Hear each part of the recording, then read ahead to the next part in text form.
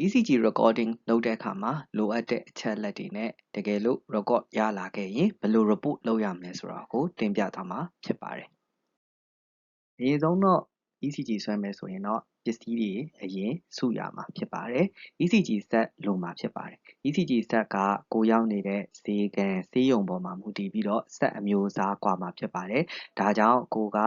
ECG set ကိုအရင်ဆုံးအကျွမ်းတဝင်ဖြစ်အောင်လုပ်ထားရမှာဖြစ်ပါတယ်။ user manual ကိုဖတ်ထားသင့်ပါတယ်။ ECG set မှာတခါတည်းဘာတွေပါလာတတ်လဲဆိုတဲ့အခါကျတော့ electrode လေးတွေပါလာတတ်တယ်။ဝါနက်အနီအစိမ်းဒီ clip လေးခုတပြိုင်နက်တည်းပါလာတာတွေရှိတယ်။ဒါတွေကတော့ခြေထောက်တွေလက်တွေမှာတက်ရမယ့်အရာတွေဖြစ်ပါတယ်။ဒီ box လေးထဲမှာပါတာကတော့နောက် slide တစ်ချက်ကြာရင်ပြပါမယ်။ဒါလေးတွေကတော့ ball electrode လေးတွေဖြစ်ပါတယ်။ဒါကတော့ရင်ဘတ်မှာတက်ရမှာဖြစ်ပါတယ်။စုစုပေါင်း6ခုပါမယ်။ဒီ electrode တွေနဲ့ဆက်ရမယ့် wire တွေပါမယ်။ပြီးရင် ECG paper လေးပါရမယ်။ ECG set က power က on ဖို့အတွက်ဆိုလို့ရှိရင်ကျွန်တော်တို့ power ကြိုးပါရမယ်။ဒါမှမဟုတ်လို့ရှိရင်အားသွင်းရမယ်ဆိုလို့ရှိရင်တော့အားပြည့်နေရမှာဖြစ်ပါတယ်။တခါလေကြလို့ရှိရင်တချို့ ECG set တွေမှာက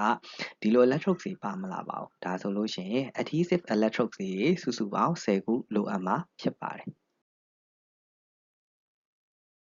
နောက်တစ်ဆင့်ကတော့လက်ဆေးရပါမယ်။လိုအပ်လို့ရှိရင် PPE ဝတ်ရပါမယ်။ပြီးရင်လူနာကိုကိုယ့်ရဲ့နာမည်နဲ့ကိုယ့်ရဲ့တာဝန်ကိုပြောရမှာဖြစ်ပါတယ်။ပြီးရင်လူနာရဲ့နာမည်နဲ့လူနာရဲ့ date of birth ဒါမှမဟုတ်လို့ရှိရင်အသက်ကို confirm လုပ်ရပါမယ်။လူနာမှားယွင်းခြင်းမရှိဖို့လိုအပ်ပါတယ်။ပြီးရင်ဘာလုပ်မလဲဆိုတာကို patient နားလည်လွယ်တဲ့ဘာသာရပ်နဲ့ပြောပြရမှာဖြစ်ပါတယ်။ဥပမာကျွန်တော်ဒေါက်တာ Eric ပါကျွန်တော်ကတော့ဒီနေ့တာဝန်ကျဆရာဝန်ဖြစ်ပါတယ်။ဦးမြဟုတ်ပါတယ်နော်အသက်80ဦးလေးရဲ့နာမည်နဲ့အသက်မှန်ပါသလားအခုဦးလေးကိုကျွန်တော် ECG ဆွဲမှာဖြစ်ပါတယ်ရင်ဘတ်ကိုလှန်ရမှာဖြစ်ပါတယ်ရင်ဘတ်မှာကျွန်တော်ဒီ ECG ဘောလုံးလေးတွေတက်မယ်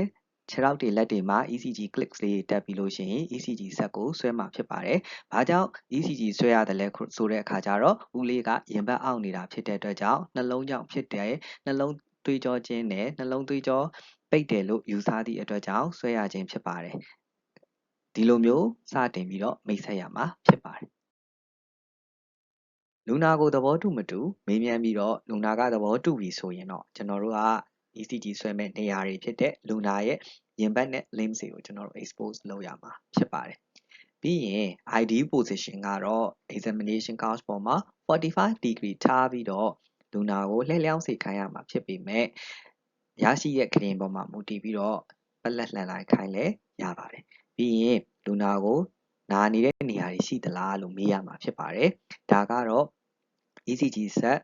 ECG မဆွဲခင်လှုပ်ဆောင်ရမယ့်အချက်တွေဖြစ်ပါတယ်။လူနာကိုပြင်ဆင်ပြီးသွားပြီဆိုရင် ECG ဆွဲဖို့အတွက် electrode တွေကိုသူ့နေရာနဲ့သူချရတော့မှာဖြစ်ပါတယ်။ electrode စုစုပေါင်း10ခုပါမှာဖြစ်ပါတယ်။6ခုကိုရင်ဘတ်မှာတက်မှာဖြစ်ပြီးတော့4ခုကို limbs တွေမှာတက်မှာဖြစ်ပါတယ်။ electrode တွေကို positioning ချတဲ့အခါကျရင် color code တွေကတနိုင်ငံနဲ့တနိုင်ငံနည်းနည်းလေးကွာတာရှိပါတယ်။မြန်မာနိုင်ငံကတော့ limb electrode တွေကိုတက်တဲ့အခါကျရင်ညာနီညာနက်ဘဲဝါစိမ့်ဆိုပြီးတော့ limb electrode ကိုတက်ပါတယ်။ chest electrode တွေကိုတက်တဲ့အခါကျလို့ရှိရင် color code ကတော့6ခုကိုအဆင့်တိုင်းတက်တာကနီဝါစိမ့်ညိုနက်ခရမ်းဆိုပြီးတက်ပါတယ်။နောက်တစ်ခေါက်ပြန်ပြောပါမယ် limb electrode ကိုတက်ရင်ညာနီညာနက်ဘဲဝါစိမ့် chest electrode တွေကိုတက်တဲ့အခါကျလို့ရှိရင်အစဉ်တိုင်းတက်သွားတာကနီဝါစိမ့်ညိုနက်ခရမ်းဆိုပြီးတော့တက်သွားပါတယ်။ limb electrode တွေကိုတက်တဲ့အခါကျလို့ရှိရင်ဒီလိုအစွန်အဖျားတွေမှာတက်ရမယ်လို့အမြဲတမ်းတော့မဟုတ်ပါဘူး။ဒီလိုနေရာမျိုးတွေမှာတက်လို့ရပါတယ်။သို့တော့တက်မယ်ဟေးဆိုရင်တော့ဘယ်နဲ့ညာဟာ symmetrical ဖြစ်ရပါမယ်။ဆိုပါစို့ညာဘက်ကဒီလိုအစွန်မှာလာတက်ပြီးတော့ဘယ်ဘက်မှာဒီလိုနေရာလာတက်တာမျိုးကိုရှောင်ကျဉ်ရမှာဖြစ်ပါတယ်။ symmetrical ဖြစ်ရမှာဖြစ်ပါတယ်။ electrode ကိုနေရာချမယ်ဆိုရင် surface anatomy အနေနဲ့ suprasternal node ကိုရှာမှာပဲရှာပြီးတာနဲ့လက်နဲ့ဆွဲချလိုက်ရင် sternal ridge angle of Lewis ကိုရောက်မယ်အဲ့ဒီနေရာဟာ second intercostal space ဖြစ်ပါတယ်နောက်တစ်ဆင့် third intercostal space နောက် fourth intercostal space ရောက်မယ် right fourth intercostal space မှာ V1 ရဲ့နေရာဖြစ်ပါတယ်အဲ့ဒီနေရာမှာကာလာကုတ်ကအနီကျိုးလေးတက်မှာဖြစ်ပါတယ် left fourth intercostal space မှာကာလာကုတ်အဝါလေးကိုတက်မှာဖြစ်ပါတယ် V2 ရဲ့နေရာပါပြီးရင်ကျွန်တော်တို့က B4 ရဲ့ကိုနေရာချရပါတယ်အဲ့ B4 ရဲ့နေရာကတော့ fifth intercostal space right fifth intercostal space နဲ့ right mid clavicular line စုံတဲ့နေရာမှာနေရာချရမှာဖြစ်ပါတယ်အညိုရောင်လေးဖြစ်မှာဖြစ်ပါတယ် color code V2 နဲ့ V4 ရဲ့ position ရဲ့ midway မှာ V3 ရှိမှာဖြစ်ပါတယ်အဲ့ဒီနေရာကတော့ color code အစိမ်းရောင်ဖြစ်ပါတယ် B4 ရဲ့ same plane မှာပဲ anterior mid axillary line မှာ B5 ကိုထားမှာဖြစ်ပါတယ် B4 B5 နဲ့ same plane မှာပဲ mid axillary line မှာကျွန်တော်တို့က V6 ကိုနေရာချမှာဖြစ်ပါတယ် B5 ရဲ့ color code ကအနက်ဖြစ်ပြီးတော့ V6 ရဲ့ color code ကခရမ်းဖြစ်ပါတယ်ဒါကတော့ color code တွေဟာ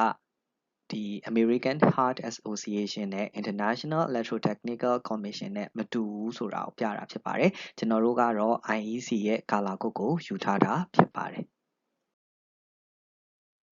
ဒါဆိုရင် ECG ဆွဲလို့ရပါပြီအရင်ဆုံးတော့ ECG ဆက်ကိုဖွင့်ဖို့လိုအပ်ပါတယ်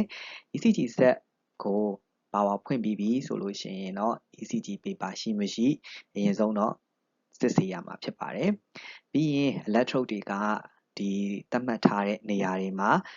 တွေ့နေရလားလို့စစ်ရပါတယ်။ဘာကြောင့်လဲဆိုတော့ကိုတက်ထားခဲ့ပြီမဲ့တစ်ခါတလေကြာရင်ဆွဲကန်ဒီကြမှာပြုတ်သွားတာတွေရှိပါတယ်။ပြီးရင်တော့လူနာကို ECG ဆွဲပါတော့မယ်။ငြိမ်ငြိမ်လေးနေပေးပါစကားမပြောပါနဲ့ဆိုပြီးတော့ပြောရပါတယ်။ဘာကြောင့်လဲဆိုတော့ muscle activity တွေက ECG tracing ကိုနှောက်ယှက်နိုင်လို့ဖြစ်ပါတယ်။ဒီဒါနဲ့ ECG machine မှာသတ်မှတ်ထားတဲ့ button ကိုနှိပ်ပြီးတော့ ECG trace ကိုဆွဲရမှာဖြစ်ပါတယ် ECG tracing ကိုဆွဲနေတဲ့အချိန်မှာတကယ်လို့ ECG tracing က line တွေကဒီလိုကြီးကြီးလင်းလင်းဖြစ်မနေဘူးဆိုလို့ရှိရင်တော့ connection ကောင်းရဲ့လား skin contact ကောင်းရဲ့လားလို့ပြန်စစ်ရမှာဖြစ်ပါတယ် ECG ဆွဲရတာ tracing လည်းကောင်းနေဟိဆိုလို့ရှိရင်တော့ ECG စက်ကိုပိတ်ရပါမယ်ပြီးရင် electrode တွေဖြုတ်ရပါမယ်ဖြုတ်တဲ့အချိန်မှာ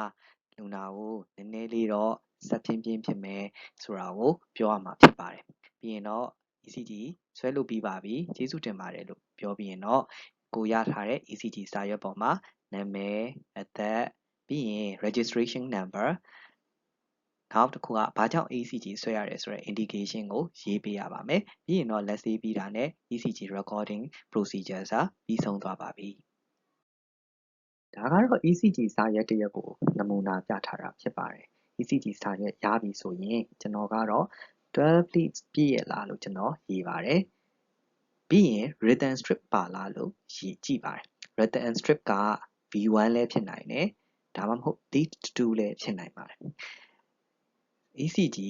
မှာဒီလိုမြင်းချောင်းတွေဟာတရွက်ထဲမှာဘယ်နှချောင်းပါလဲဆိုပြီးတော့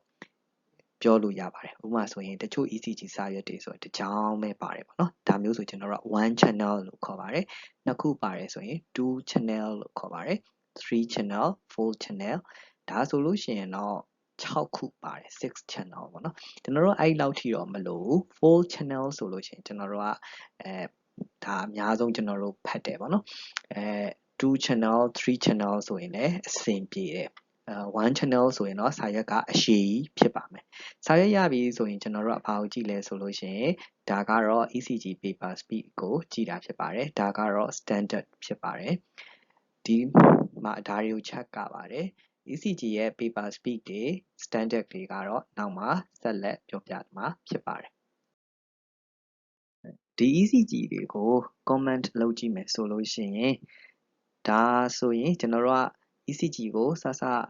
ဆွဲပြီးပြီဆိုရင်12 leads ပါမပါကြည့်ရတယ်ပေါ့နော်ဒီနှစ်ခုလုံးမှာတော့မပါဘူးဘာဖြစ်လို့လဲဆိုတော့ပုံတွေကိုခြုံပလိုက်တယ်နောက်တစ်ခါကျတော့ paper speed နဲ့ဒီ standard calibration မှန်မှန်ကြည့်ရတယ်ဒီမှာ10 mm per millivolt 25 mm per second ဒါမှမကြည့်ချင်ဒီ standard caliber ကိုကြည့်မယ်ဒီ standard caliber မှာဆိုရင်ဒီ amplitude ပေါ့နော် height က 10ခွက်ရှိတယ်ဒီကောင်က5ခွက်ရှိတယ်ဒီမှာလဲstandard calibration မှန်တယ်ဆိုရင်နောက်တစ်ဆင့်အနေနဲ့ကနာမည်ပါတယ်အသက်ဒီမှာဆိုရင်အသက်ပါမလားဒီမှာဆိုရင်အသက်ပါမလားdate and time ဒီမှာဆို time ပါတယ် date ပါမလားဒီမှာဆိုလို့ရှိရင် date ပါတယ် time ပါမလားနောက်တစ်ခုက hospital number or registration number ဒီမှာပါမလားဒီမှာပါမလားဆိုတော့ ECG တွေကိုဖတ်တဲ့အခါကြလို့ရှိရင်ဒီလိုတစ်ဆင့်ချင်းဖတ်ဖို့လိုအပ်ပါတယ် ECG တစ်ခုကို record လုပ်တဲ့အခါမှာ standard ECG တစ်ခုမှာ standard calibration တွေပါမှာဖြစ်ပါတယ် ECG speed က25 mm per second နဲ့သွားမှာဖြစ်ပါတယ် voltage ကတော့ length ပဲဖြစ်ဖြစ် chest leads ပဲဖြစ်ဖြစ်10 mm per millivolt နဲ့သွားမှာဖြစ်ပါတယ် frequency cut off ကလူကြီးဆိုရင်150 Hz နဲ့ကလေးဆိုရင်250 Hz ပါဒါတွေက ECG machine မှာချိန်ထားရမှာဖြစ်ပါတယ်ဒီ standard calibration တွေကို ECG paper ပေါ်မှာ check လို့ရပါတယ် ECG wave မစခင်မှာဒီလို standard calibration တွေပြထားတာရှိပါတယ်အပေါ်အမြင့် amplitude ကအကွက်သေးသေးလေး10ကွက်ရှိတယ်ဟေ့ဆိုလို့ရှိရင်ဒါဒီ10 mm high ဒါဒီ10 mm per millivolt ဆိုတာကိုပြတာဖြစ်ပါတယ်ဒီ width ဒီစုစုပေါင်းအကွက်သေးသေးလေး5ကွက်ရှိတယ်ဆိုရင် ECG ရဲ့ paper speed ဒီ25 mm per second ဆိုတာကိုပြတာဖြစ်ပါတယ် ECG report တစ်ခုကို document လုပ်တော့မယ်ဆိုရင်တော့အရေးကြီးဆုံးကတော့ time and date ပါဘာဖြစ်လို့လဲဆိုတော့ ECG ဟာအချိန်နဲ့အမျှပြောင်းလဲနေနိုင်လို့ဖြစ်ပါတယ်ပြီးရင်ဘာကြောင့် ECG ဆွဲလဲဆိုတဲ့ indication ကိုရေးရမှာဖြစ်ပါတယ်ပြီးရင် ECG interpretation အတွက်လိုအပ်တဲ့စုစုပေါင်းဒီအနည်းဆုံး6ချက်ကိုချရေးရမှာဖြစ်ပါတယ် rate rhythm ASIC P wave peer interval QRS complex QT interval SD segment T waves ဒါတွေကို note down လုပ်ရမှာဖြစ်ပါတယ်ဒီရှေ့က findings တွေကိုကြည့်ပြီးတော့ကိုယ့်ရဲ့ overall impression ကိုလည်းချရေးခဲ့ရမှာဖြစ်ပါတယ်ပြီးရင်ဒီ ECG အဖြေပေါ်မှာမူတည်ပြီးတော့ဘာဆက်လုပ်ရမလဲဆိုတဲ့ plan တွေကိုရေးရမှာဖြစ်ပါတယ်ဒီအချက်တွေနဲ့ပြည့်စုံရတော့မှသာလေကျွန်တော်တို့ ECG documentation ကပြည့်စုံတာဖြစ်ပါတယ်ဒါက ECG documentation တစ်ခုကို example ပြခြင်းဖြစ်ပါတယ်အရင်ဆုံး ECG ဘယ်ချိန်မှာဆွဲလဲဆိုတဲ့ date and time ဆွဲရတဲ့ indication ပြီးရင်တော့ findings rate rhythm ASIC P wave peer intervals QRS complex QT interval SD segment T wave တစ်ခုချင်းစီရဲ့ findings တွေကိုရေးရပါမယ်ပြီးရင် overall impression သူကတော့ဒီမှာ narrow complex tachycardia atrial fibrillation ဒါကသူ့ရဲ့ diagnosis ECG diagnosis ဖြစ်ပါတယ်ပြီးရင်တော့သူ့ရဲ့ plan တွေကိုချရေးထားပါမယ်တကယ်လို့ emergency intervention ဝင်ရမယ်ဆိုလည်း intervention ဝင်ရမှာဖြစ်ပါတယ်ပြီးရင်တော့ကိုဘယ်သူလဲဆိုတာကိုချရေးခဲ့ရမှာဖြစ်ပါတယ်ဒါဒီတကယ်တော့ web ထဲမှာတေချာလုပ်ရမယ်အလုပ်ဖြစ်ပါတယ် sample report လေးတွေကိုပြခြင်းဖြစ်ပါတယ် findings ရေးတယ် conclusion or impression ရေးတယ်ပြီးရင်ကိုဘယ်သူလဲဆိုတဲ့ sign ကိုရေးပေးရပါတယ် normal ECG ဆိုရင်တော့ normal ECG လို့တန်းရေးလို့တော့ရပါတယ်ဒါပေမဲ့ findings ကိုရေးဖို့ကတော့ပိုအားပေးပါတယ် abnormal ECG တွေဆိုရင်တော့ interpretations of findings ကိုတေချာရေးရပါမယ်ပြီးရင် conclusion ရေးပေးရပါမယ် conclusion တန်းရေးတာမျိုးကိုရှောင်ရှားရပါမယ်ဒါကတော့ sample report 3ဖြစ်ပါတယ်ဒါကလည်း abnormal ECG တစ်ခုကိုသူ interpret လုပ်တာဖြစ်ပါတယ် findings ရေးပေးရမယ်ပြီးရင် impression or conclusion ကိုရေးပေးရမှာဖြစ်ပါတယ် week 2မှာကျွန်တော်တို့နောက်ထပ်ခေါင်းစဉ်အနေနဲ့ပြန်ဆောင်ကြအောင်ခင်ဗျာ